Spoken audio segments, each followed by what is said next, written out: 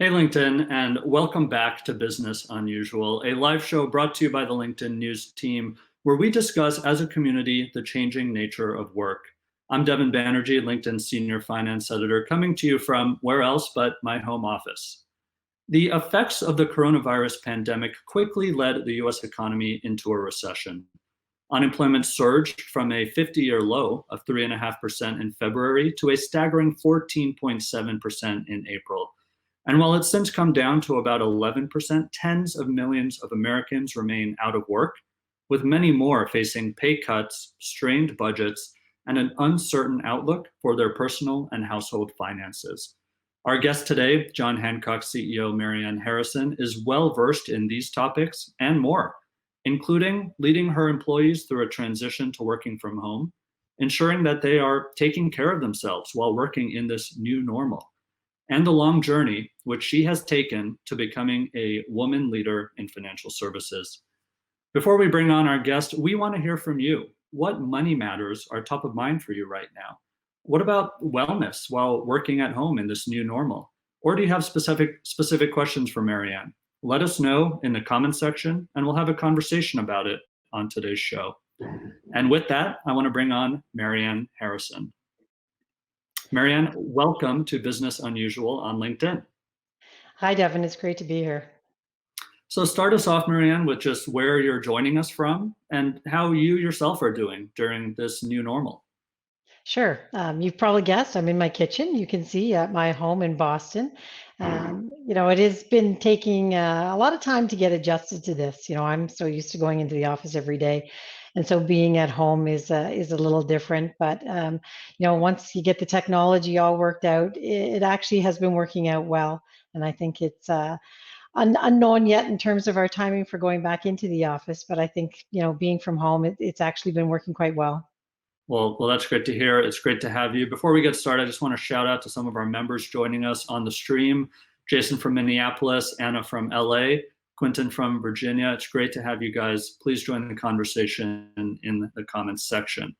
So, Marianne, as I mentioned, tens of millions out of work. In fact, just this morning, we saw jobless claims for last week come in stubbornly high, higher than expected. So John Hancock provides millions of Americans with advice, with tools, services to evaluate and bolster their financial security. Tell us generally what you're seeing from your customers right now. How are they reacting? What are they asking of you? And what are you telling them? Yeah, so as you can imagine, we are in the financial services business, so a lot of the things that we do have some direct impacts on our customers, and the economy certainly does as well. We've heard from a number of our clients who have retirement plans with us, just anxious to understand the value of the plan, what should they do. People are looking for advice in these unprecedented times to try and figure out what the best course of action is. So we've had a lot of people on the phones, obviously, talking to our customers and trying to help them get through sort of these crises. And a number of accommodations are being offered as well to our customers to make it easier on them if they need to take withdrawals from their pension plans, if they can't pay their premiums. We're trying to help out and do our part because these are certainly unprecedented times, and it's very difficult for people to navigate through this. So we've been trying to help them as much as possible. And I think probably the most important thing is to keep them calm, make sure that they're making good decisions, and then, like I say, helping them out as much as we possibly can. Yeah, absolutely. We've seen so many studies, unfortunately, of financial anxiety reaching really high levels, maybe all-time highs. For an everyday professional who may be watching, who with her or his family is experiencing some level of financial anxiety, what do you tell them? Well, we tell them that, you have to sort of try and remain calm and, look for opportunities to help you through these crises. As I mentioned earlier, we're trying to help our customers by making sure that it's easier for them, trying to do business in an easier way, whether that's trying to get information from us or whether, as I said, they might not be able to afford to make their premiums at this point in time and give them an opportunity to defer that. And I think it's just, staying calm, don't make rash decisions, especially when you're talking about investments. It's always very difficult. People see the markets go down and automatically start to panic and think, oh, I have to sell. And yet, interestingly enough, this is the time probably when you need to hold, and you just need to kind of let the cycle go through and watch it and do the best that you can. Yeah, I would certainly agree that stepping back, taking a breath, taking emotion out of your decision making is very important. Also, to your point, educating yourselves about options that your lenders or other financial services providers may have around deferring payments or other relief measures is super important. Marianne, one of the topics top of mind right now for everyday professionals and also for managers, really for all of us, is wellness at work. Work has become home with distractions and family obligations, little to no boundaries between work and life. I'm curious how you have sought to support John Hancock employees. You have about 5,000 of them in this new normal of work. And what advice would you offer to managers who may be tuning in who are seeking to do the same? Yeah, I think probably the most important thing is communicate, communicate, communicate. You can't, to me, you just cannot over communicate in a time like this. And when people are in their home situations, everybody's situation is different. We have employees that are living by themselves, and it's really hard when they don't have anybody to interact with on a daily basis. We also have employees that have young children and they're trying to balance work and looking after the kids at the same time.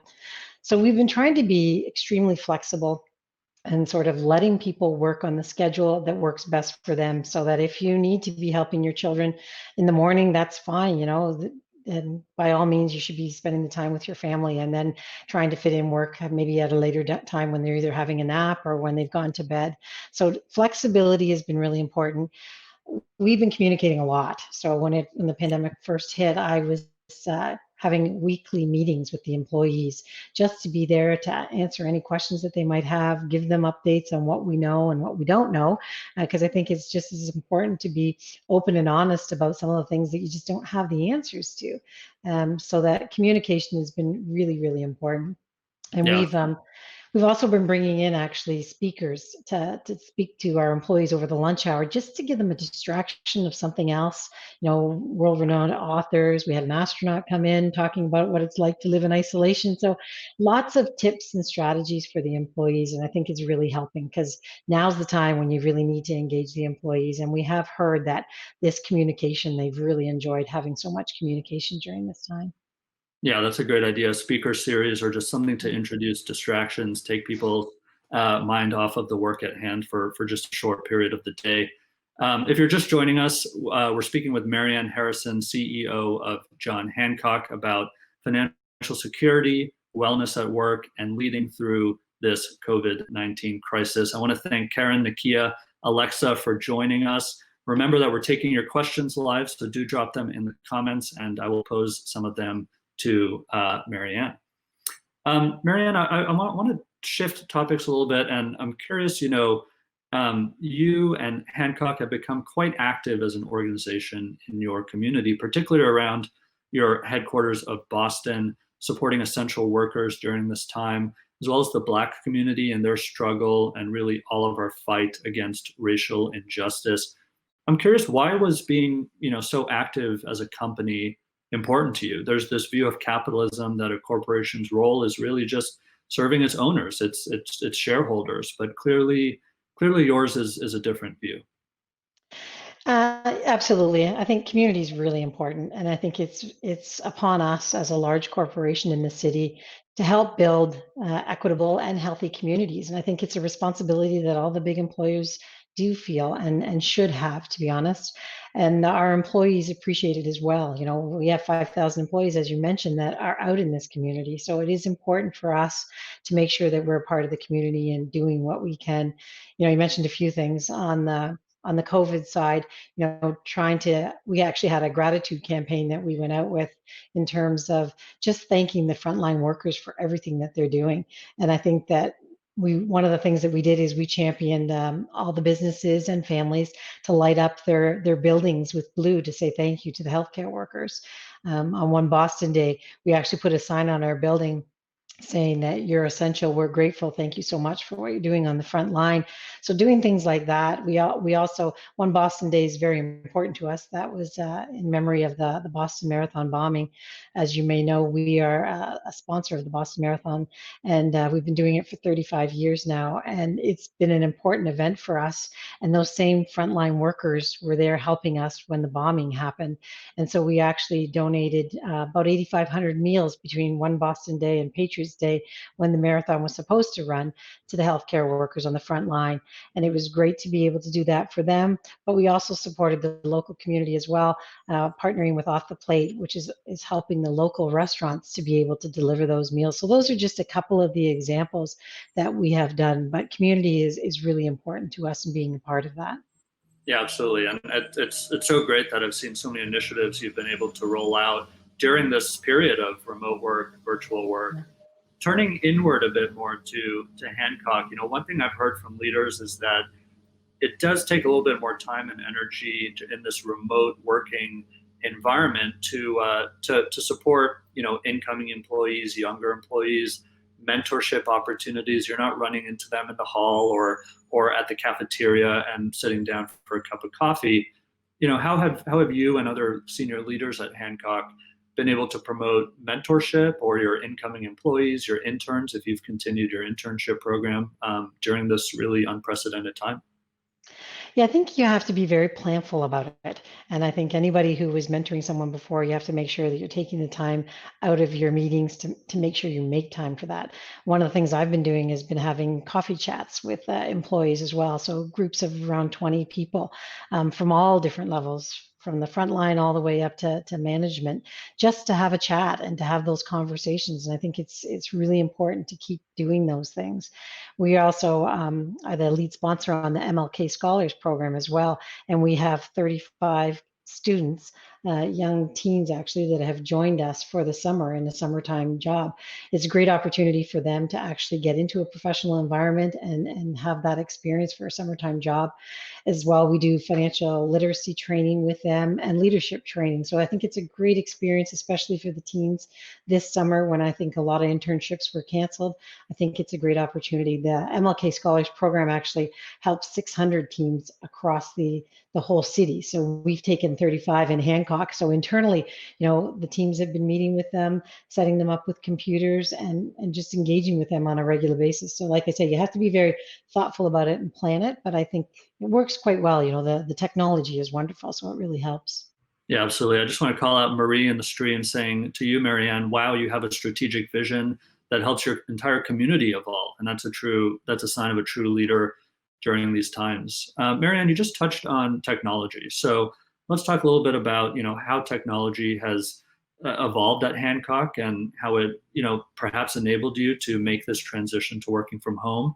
What were some of those challenges, those pressure points, those strains, and what worked really well in that transition to this new remote working environment?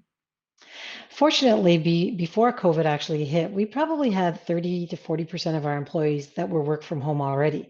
So I think that actually helped us. So we had technology set up and capabilities to be able to have people working from home. And even those ones that weren't on a work from home program, a lot of people have from time to time, for their own personal reasons, needed to work from home. So we've had at least an ability to test that technology. And basically, when the decision came to move everybody home, it literally happened on a Thursday afternoon at 5 o'clock to say, starting Friday, the next day, we were all going to be working remotely. And so you talk about testing your systems all at once. And there was a little nervousness in terms of whether the systems could handle that. But it worked very seamlessly. And of course, there are little hiccups here and there that people are having. A lot of times, their bandwidth at their home Wi-Fi just isn't strong enough. And so I think there's individual situations that have occurred, but all in all, it actually has gone very well. I think it's challenging for people. Some of them are working off of laptops when in the office they had big screens. So I think that becomes a little bit more challenging, and people wish they had their ergonomic chairs at home. But I think people have been doing a remarkable effort to make the best of what they have. And I think it's actually gone very well. It is interesting though, one observation I'll make is because we had so many people working from home before, When we all moved to work at home, we all of a sudden all became on the same playing field. Everybody was using technology and everybody was on video. And it actually worked really well. I actually think that the meetings flows have actually been very, very strong on the work from home side. And then of course the technology has these great opportunities where people can raise their hand, and so you can do things in an orderly way, and people aren't breaking in on each other. So, technology has actually worked very well. Yeah, that's a great point. We've heard from leaders that this environment has put employees on kind of an equal footing. Those who are outside Mhm. headquarters or perhaps in a different, geography, they're able to participate quite equally in meetings if they're not in the conference room and other dynamics like that. Marianne, I want to return to your role as CEO. You mentioned communication frequency really ramping up with your employees. We have a question from Caroline in the stream, which is how do you feel other ways that your leadership style has changed or evolved, or what has this period really highlighted for you in terms of what's important in your own leadership style? Yeah, and I guess I would say I'm typically a private person. I think of myself as as an introvert, and one thing that I have done a lot more is sort of sharing my own humanity. We did all of my senior leadership actually did a video over one of the weekends in terms of what do you do on a weekend during COVID with your families, and so I brought sort of everybody into my home and did a video of pizza making because we have a Saturday night tradition of making pizza from scratch.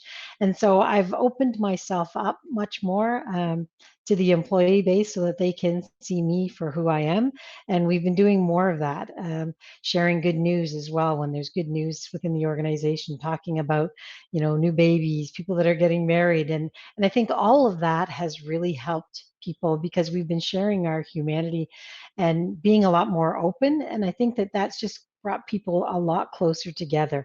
I think that is one thing I would say is I'm hearing frequently that people feel that, despite everything that's going on, we actually feel closer as an organization than we did even before when we were going into the office. So it's those types of things, sharing your humanity, opening yourself up, that really helps.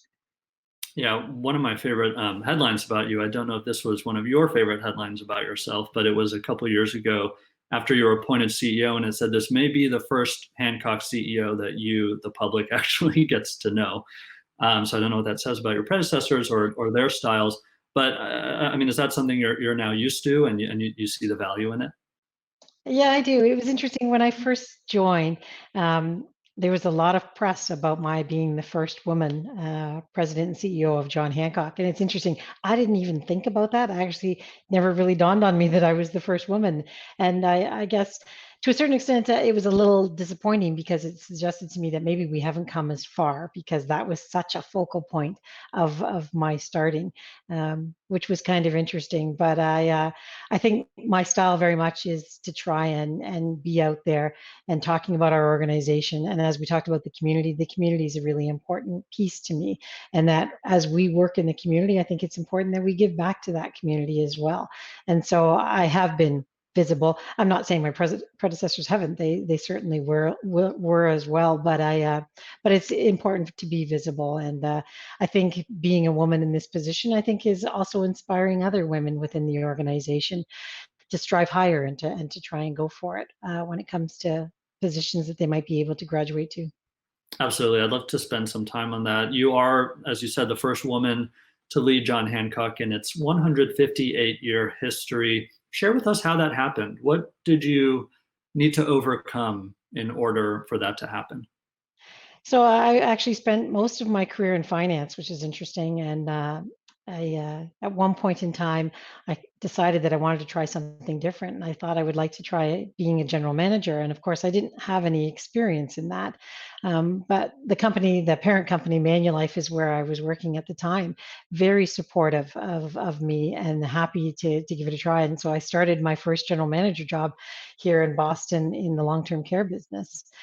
It was a real eye opener for me, learning things at a rapid pace, things I just wasn't aware of: distribution, marketing, operations.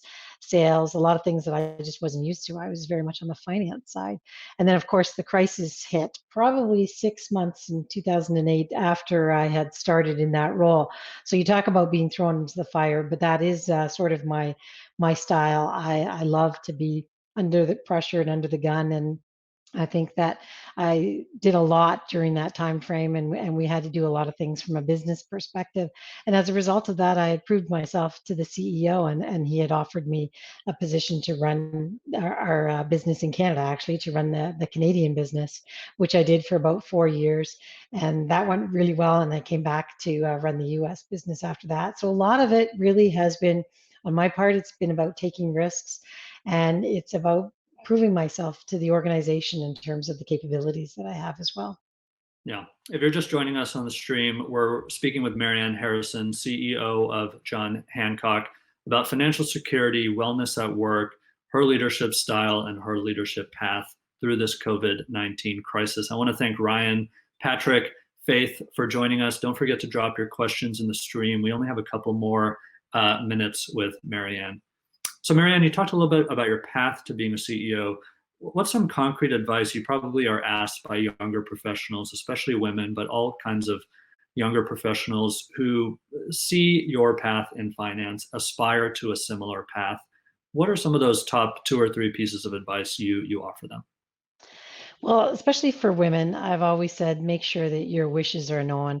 I had 4 kids as well, and so as you can imagine, a lot of people assume that when you have 4 children that you're not interested in necessarily moving around and that you're kind of fixed in your area. I made my wishes known. That was one of the reasons why I got the opportunity when I was in Canada to come into the US, because I had said that I was flexible and willing to move.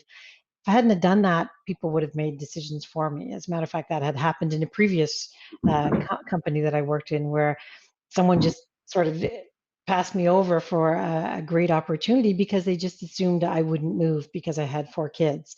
And when they found out that I would move, obviously things changed very rapidly. So that's one thing I would definitely say. The other thing I would say is take risks. It is very easy to stay in the comfort of what you are feeling good about. It's hard to kind of put yourself out there and try something different. And that's exactly what you need to do. You have to take a risk, because if you're not going to take a risk on yourself, why would someone take a risk on you? So I think that's a really important piece of advice as well. Yeah, that's a really important advice. I agree.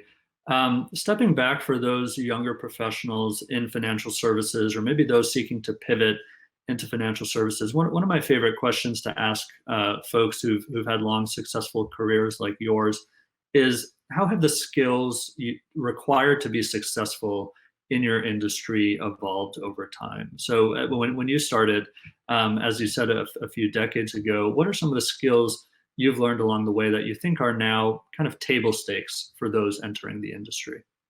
Yeah, I think obviously when you start off, you're not probably in the management ranks. At least I wasn't when I started off. I wasn't in the management ranks. So learning, how to lead people, I think is really important. And you have to develop your own style in terms of what's important to you. One of the things that was really important was communication, and open and honest communication.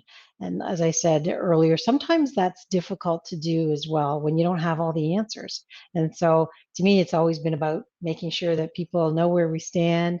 And I openly say, if I don't have the answer, I don't know the answer. I've also felt that it's really important for me as a leader, even to be a part of the team. And so I want to hear people's opinions. Diversity of opinion, diversity of thought is really important. And I think the more diverse your leadership team is, the better off you are, because you can get a lot of varying opinions there.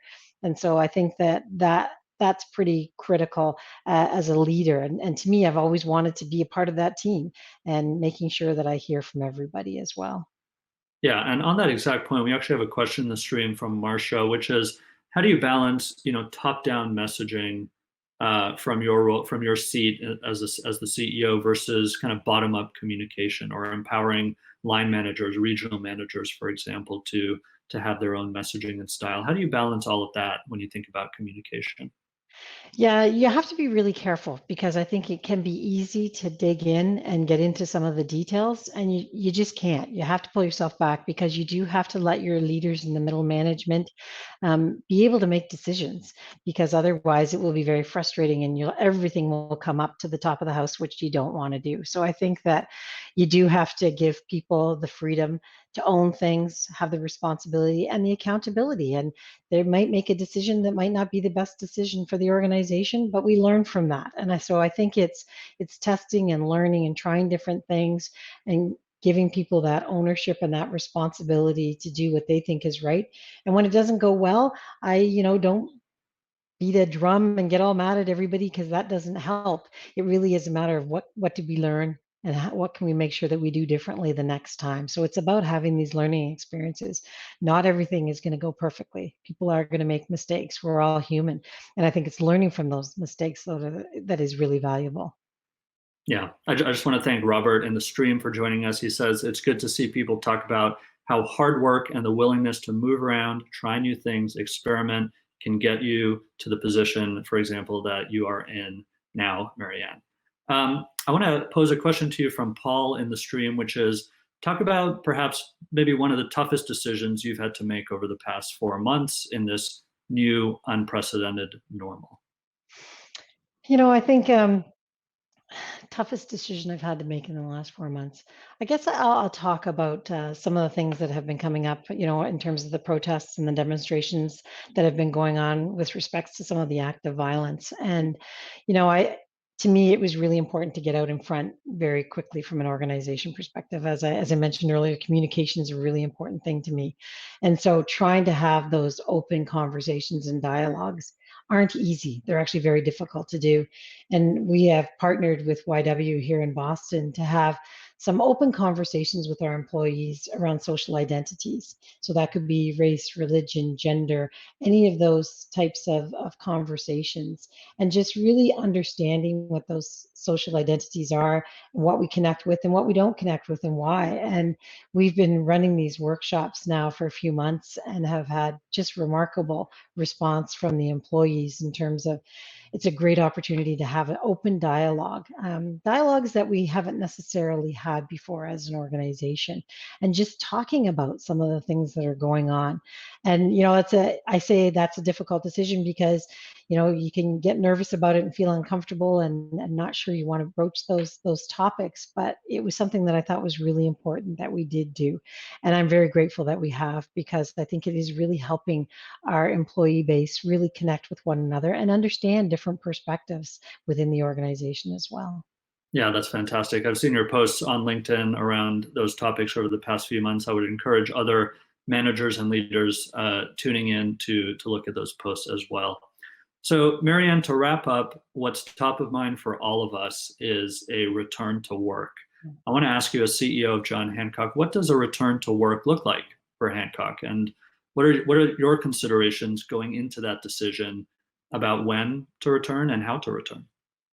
Well, I would say it's going to be slow.